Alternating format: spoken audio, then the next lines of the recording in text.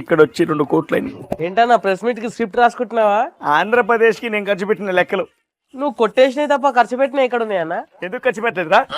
ఎందుకు ఖర్చు పెట్టలేదు చెప్పనా? మేము మెడికల్ కాలేజీలో పూర్తి చేయలేదు కానీ దాని చుట్టూ ఉన్నది మాత్రం వాడు కంప్లీట్ చేశాను రా. ఇంకేం పూర్తి చేసావన్నా? చుట్టూ గడ్డి గడ్డి పెంచావా? అంటే దానంతరం అది రాలేదా? గడ్డి పెంచడం ఎంత కష్టమో తెలుసా మీకు? దాన్ని పెరగడానికి ఈరియో కూడా చల్లాం. ఇప్పుడు ఇది ఈరియో దొరకపోవడం కారం ఆ రోజు మనం చేసిన ఉపద్రవమే. మేము ఖర్చు పెట్టింది మొత్తం కలిపి 50 లక్షలు. నిన్న అలా మామూలుగా వదిలేదన్నా, ఆ యూరియా కలిపి నోట్లో పోయాలి. మెడికల్ కాలేజీ కలర్ వేయడానికి కలర్ తెప్పించాం, దానికి 2 కోట్లు. కాలేజీలే కట్టలేదన్నా, దానికి రంగులు ఎందుకు? నెక్స్ట్ నెట్ మన గవర్నమెంటే వస్తుంది కదా, కాలేజీలన్నీ పూర్తి చేద్దామని చెప్పి కలర్ తెప్పించా. మన గవర్నమెంట్ రాలేదు అన్న. రంగులు ఏ కలర్ అన్నా? మన పార్టీ కలరే కదా. మన కలర్ రా, బ్లూ. వినేవాడు ఉంటే చెవులో పువ్వు కదన్నా, నోట్లో ఎక్కువ పెట్టే రకం నువ్వు. అంత మాట. ఓ పెద్దయినా, మన హయాంలో మంచి క్వాలిటీ ముందేగా మనం అమ్మింది. 100%. ఒక్క నిమిషం పెద్దయినా అడిదిగేమేటా, ఇటు తిరుగో. నవ్వుతామేదా?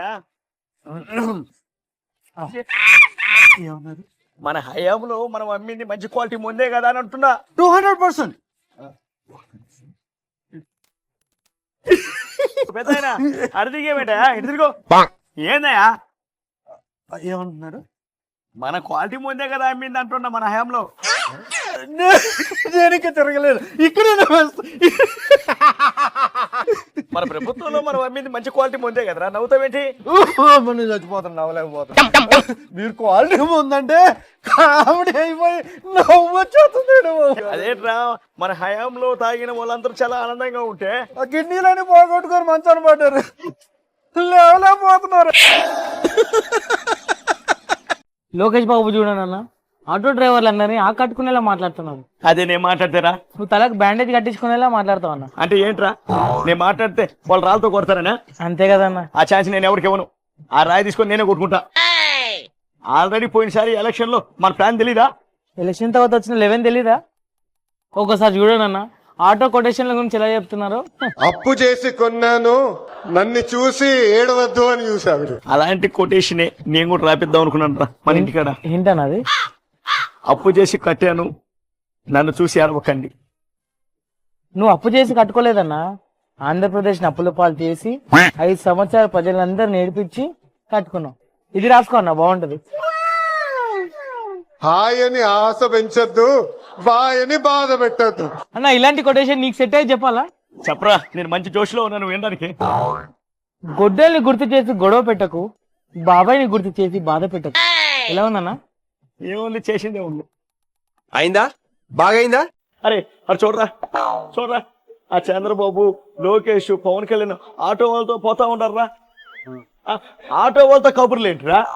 అదే మన గవర్నమెంట్ లో ఎవరితో కబుర్లు పెట్టేవాళ్ళమి? కాంట్రాక్టర్లతో కబుర్లు పెట్టేవాళ్ళం, ఎంతో కొంత కమిషన్ లాగేసేవాళ్ళం.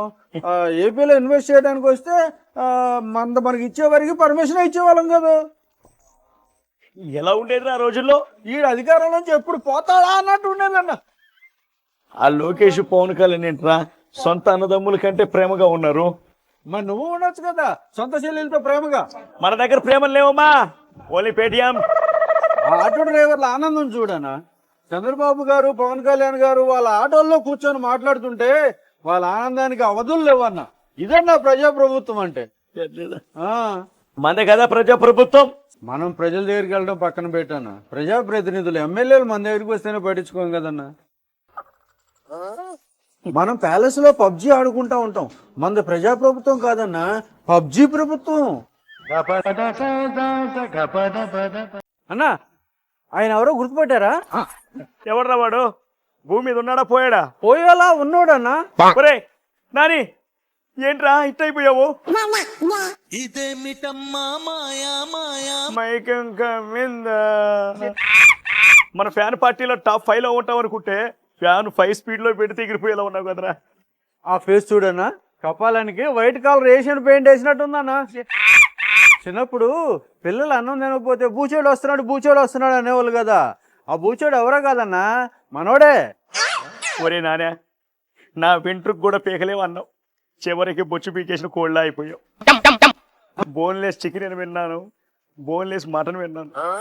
ఓన్లీ బోన్స్ తో ఉన్న మనిషి నిన్నే చూస్తున్నాను రా నానే. జ్యూస్ మొత్తం తాగేసి నాకు మిగిలిన స్ట్రాలా అయిపోయాడన్నా. ఎక్స్ట్రాలు చేస్తే స్ట్రాలానే అయిపోతారు. ఫైనల్ గా నాని మొగ చిత్రం ఎలా ఉందిరా? ఆనందానికి దూరంగా ఐసీయూకి దగ్గరగా ఉందన్నా. అంతా దేవుడు ఆశీర్వాదం. అన్న మీరు పొలంలో రావడం ఏంటన్నా? మీరు అధికారంలో ఉన్నప్పుడు మేము పంటలన్నీ పాడైపోయి బాధపడుతుంటే మీరు పక్కన టెంట్ వేసి ఏదో ఫంక్షన్ చేసినట్టు చేసేవాళ్ళు కదన్నా. అన్న మీరు రాకూడదన్నా. అంతకి కావాలంటే మేము కింద బాధపడుతుంటాం, మీరు పైనుంచి ఫ్లైట్ లో నుంచి చెయ్యి అలా ఓపెన్. మీరు పరదాలు కట్టుకొని తిరిగే మనిషి అన్న, బురదలో రావడం ఏంటన్నా? మీరు రాకూడదన్నా, మీరు వెళ్ళిపోండి అన్న. అన్న పొలం నుంచి వెళ్ళిపోండి అన్న. మీకు ప్యాలెస్ కి సంబంధం కానీ మీకు పొలానికి సంబంధం ఏంటన్నా?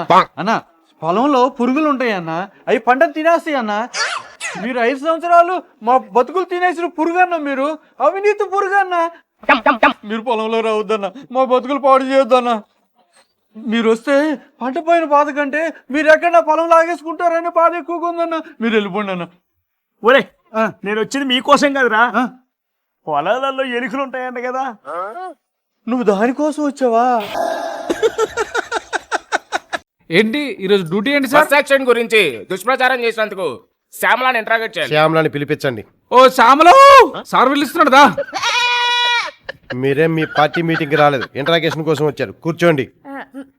ఏంటి చూస్తున్నావు? కూర్చో. కర్నూలు బస్ యాక్సిడెంట్ టీడీపీ వల్లే జరిగింది అంటున్నావు, దానికి ప్రూఫ్ ఏంటి? ఏమో సార్, మా జగనన్న అలా చెప్పమన్నాడు, చెప్పేశాను సార్. స్క్రిప్ట్. అర్ధరాత్రి 2 గంటల వరకు మద్యం అమ్మడం వల్ల యాక్సిడెంట్ కి కారణం అంటున్నారు. ఆ టైంలో మీరు ఎక్కడ ఏమైనా మద్యం తీసుకుంటున్నారా? అదే మద్యం తీసుకుంటూ వాళ్ళు ఏమైనా చూసారా? ఏమో సార్, మా పార్టీ ఆఫీస్ నుంచి స్క్రిప్ట్ వచ్చేసి చదివేశాను సార్. స్క్రిప్టా? బస్ డ్రైవర్ మద్యం దాగి బస్ నడిపారంటున్నారు. మీరేమైనా నోట్లో పైప్ పెట్టి చెక్ చేశారా? ప్రూఫ్స్ ఏమైనా ఉన్నాయా? నేను చెప్పేదంతా స్క్రిప్టే, వాళ్ళు రాసిస్తే చెప్తాను. స్క్రిప్ట్ స్క్రిప్ట్ అంటే స్క్రిప్ట్ రాసి చేస్తే చెప్పాడేనా?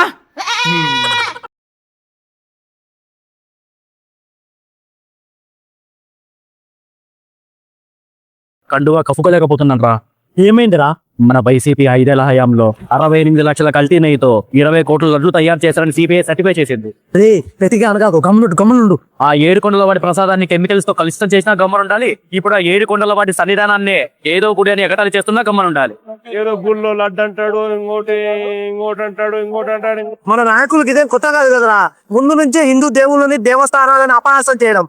అమ్మ మొగుడు కట్టించాడు తిరుపతి గుడి. శ్రీవారి దర్శనానికి సతీ సమేతంగా రాకుండా మన ఆచారాలని అపహాసం చేసిన సహించాం. ఇంట్లోనే గుడి చెట్టు వేసుకొని మన సాంప్రదాయాలని తుంగలో తొక్కినా భరించాం. డిక్లరేషన్ ఇవ్వను అని తిరుమల పర్యటన రద్దు చేసుకున్న కవర్ చేశాం. కానీ ఇప్పుడు ఆ శేషాచల వాసుని ప్రసాదాన్ని కల్తీ చేసి కూడా ఆ 7 కొండల వాడి సన్నిధానాన్ని ఏదో గుడి అంటూ ఎగతాళి చేసుకుంటే తట్టుకోలేను.